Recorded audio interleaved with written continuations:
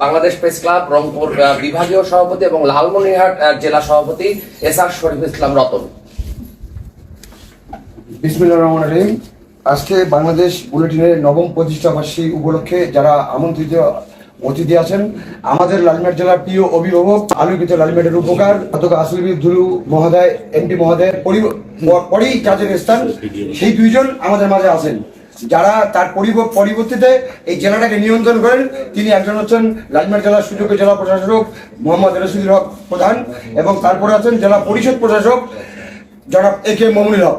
মানে আমরা এই দুইজন অভিভাবককে পেয়ে আমরা আনন্দিত ও গর্বিত যে আমাদের মাঝে এই লালমেট জেলার যে দুইজন কর্ণধার, সেই দুইজনই আমাদের মাঝে আছেন। তাদেরকে আমি এই আজ সকল সাংবাদিকের পক্ষ থেকে, বাংলাদেশ বুলেটিনের পক্ষ থেকে এবং বাংলাদেশ প্রেস ক্লাবের পক্ষ থেকে জানাচ্ছি আন্তরিক অভিনন্দন ও শুভেচ্ছা। সেই সাথে আমি আপনাদেরকে আবারও বলতেছি যে আগামীকাল রাত 9টায় লালমেট জেলা সার্কিট হয়েছে। লালমেট জেলার সকল কর্মরত সাংবাদিকদের সাথে মত বিনিময় করবেন আমাদের অভিভাবক দুর্যোগ ব্যবস্থাপনা মন্ত্রণালয়ের মাননীয় মন্ত্রী মহোদয়। আপনারা সকলেই সার্কিট হাউসে মন্ত্রী মহোদয় সবার সঙ্গে মত বিনিময় করবেন। আপনারা সকলেই রাত 9টায় সার্কিট হাউসে উপস্থিত থাকবেন এবং আপনাদের মূল্যবান মতামত প্রদান করবেন।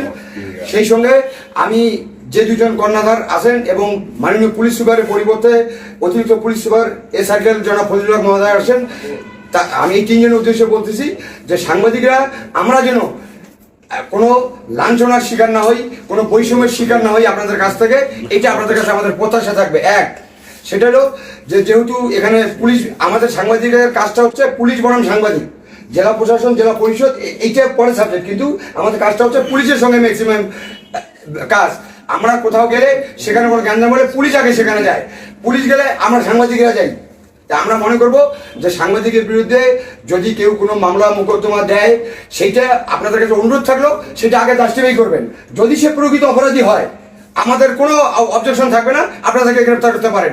কিন্তু দেখা গেল যে কেউ একটা মিথ্যা অভিযোগ দিল আর সঙ্গে সঙ্গে পুলিশ সেটাকে হয়রানি করলো, তখন কিন্তু আমরা যারা সাংবাদিকতার নেতৃত্ব দিই তাদের কাছে কিন্তু দায়ভার চলে আসে, তখন আমরা কৈফিয়ত দিতে পারি না, তখন আমাদেরকে কিন্তু রাজপথে দাঁড়াইতে হয়। আর আমরা রাজপথে দাঁড়াইলেই তখন আমরা আবার ছোট হয়ে যাই যে এই জেলায় একটা শান্তিপ্রিয় জেলা, এই জেলায় একজন মাননীয় মন্ত্রী আছে, উত্তরবঙ্গের লৌহ মানব, তাহলে তখন তার উপর ন্যস্ত হয় যে লালমেটের সাংবাদিকরা কেন মানববন্ধন করতেছে। আমরা সেটা চাই না। তাই আমি পুলিশ প্রশাসনের কাছে বিনীত অনুরোধ করব, আপনারা এই দৃষ্টিকোণটা দেখবেন যে কোনো সাংবাদিক যেন অহেতুক অযথা হয়রানির শিকার না হয়। সেই সঙ্গে আমার সম্মানিত জেলা প্রশাসক মহোদয় আছে, আপনার পক্ষ থেকে সাংবাদিকের যতটুকু সাপোর্ট দেওয়ার দরকার, যতটুকু সহযোগিতা করার দরকার আপনার পক্ষ থেকে সহযোগিতা অব্যাহত রাখবেন।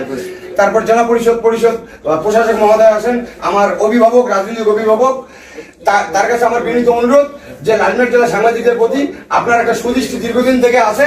লালমেটের যত রাজনৈতিক নেতা আছে, সাংবাদিক বান্ধব নেতা, রাজনৈতিক নেতা হিসেবে পরিচিত সেটা হচ্ছেন আপনি এ কে মমিনুল হক।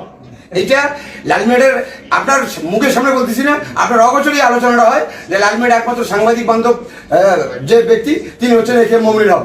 তাই আপনার প্রতি আমার অনুরোধ থাকবে, সাংবাদিকদের প্রতি সুদৃষ্টি রাখবেন, সাংবাদিকদেরকে বিপদ আপদে তাদের পাশে দাঁড়াবেন, সাংবাদিক সহযোগিতা করবেন, এবং এটাই আপনাদের কাছে আমার অনুরোধ।